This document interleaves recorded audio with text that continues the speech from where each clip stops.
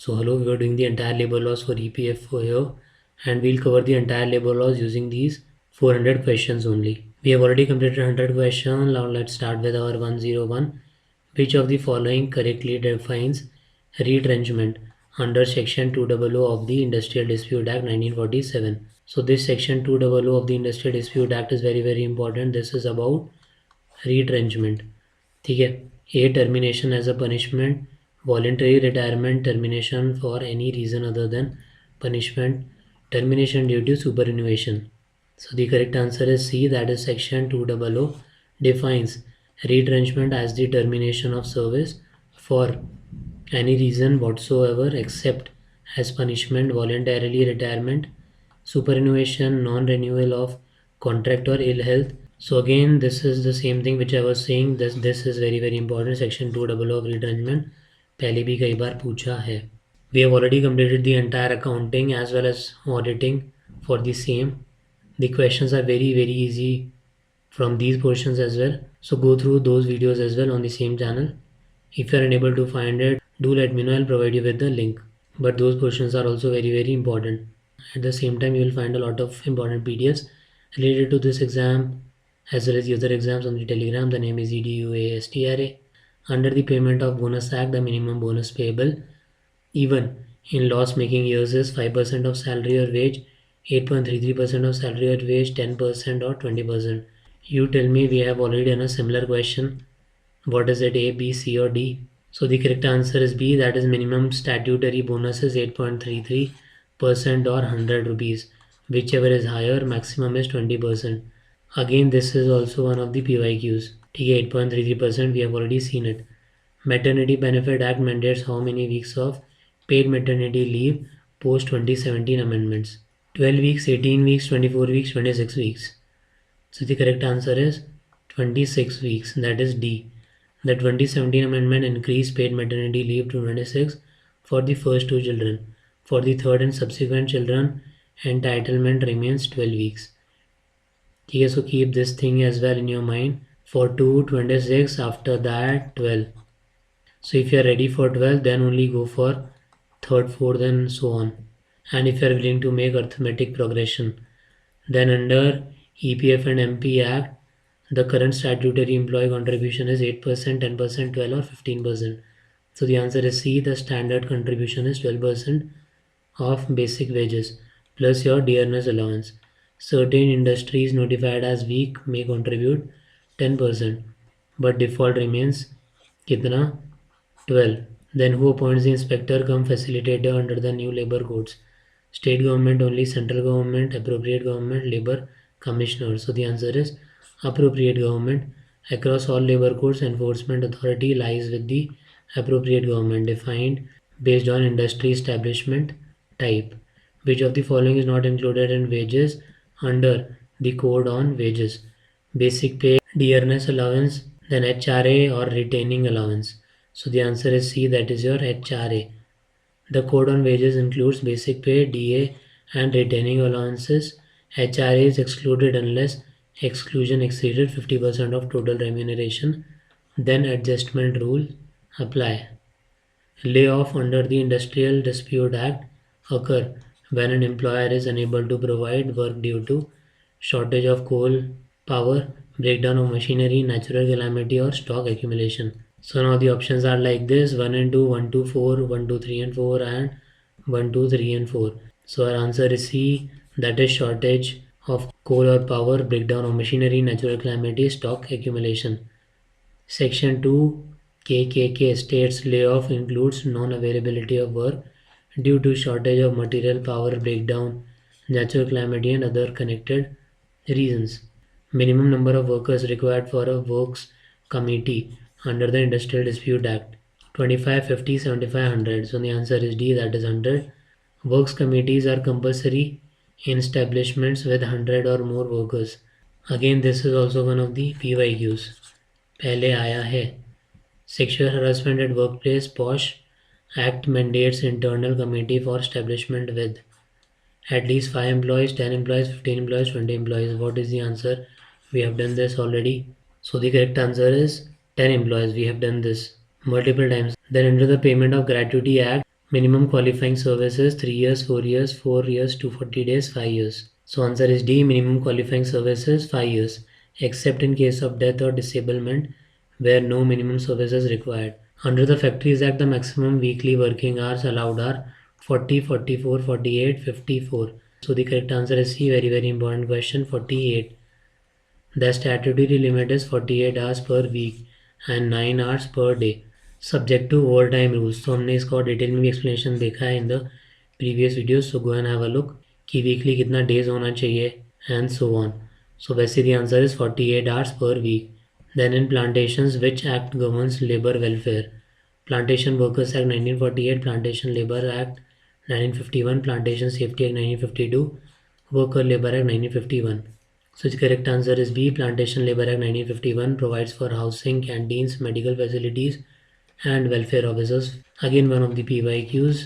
So which of the following is a core ILO convention ratified by India? ILO is International Labour Organization. Very important. Where is the headquarters? You tell me. Where is the headquarters? Then A. C087 Freedom of Association. C098 Right to Organize and Collective Bargaining. C182 Worst Forms of Child Labour. Or C029 Forced Labour.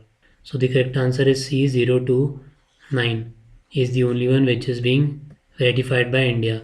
So all of these are very important. C087 that is Freedom of Association, 098 C182 remember किसके C से related है. At the same time one more important is C138 that is minimum age convention. ठीक है, so remember this as well. C138 that is minimum age convention. C087, C098, C182 all of these are not being ratified, and the one that is being ratified by India ILO का convention that is C029 forced labor. There are others as well which we have already done in the previous question, or we'll do more in the subsequent questions. Then which case defined industry widely under section 2J Industrial Dispute Act?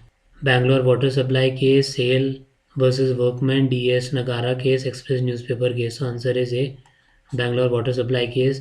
The 1978 Bangalore water supply case judgment laid the 7-prong test and treated almost all systematic activity employing labor as industry. Which landmark Supreme Court case defined workman? Randhir Singh, HR Aditya, Sale versus Workman, Bangalore water supply. So correct answer is B, that is HR Aditya clarified that workmen must satisfy the nature of duties, test, manual, unskilled, technical, clerical operations. Then Contract Labor Regulation and Abolition Act, that is CLRA, makes registration mandatory for employers using 10 plus contract laborers, employers using 20 plus contract laborers, contractors employing 50 plus laborers, या principal employer with any contract labor. So answer is B, registration of the establishment is mandatory when 20 or more contract labor are employed. Contracts also require a license. Then under the Building and Order Construction Worker Act, who collects cess? Labor Commissioner, Inspector cum Facilitator, Local Authority, State Welfare Board.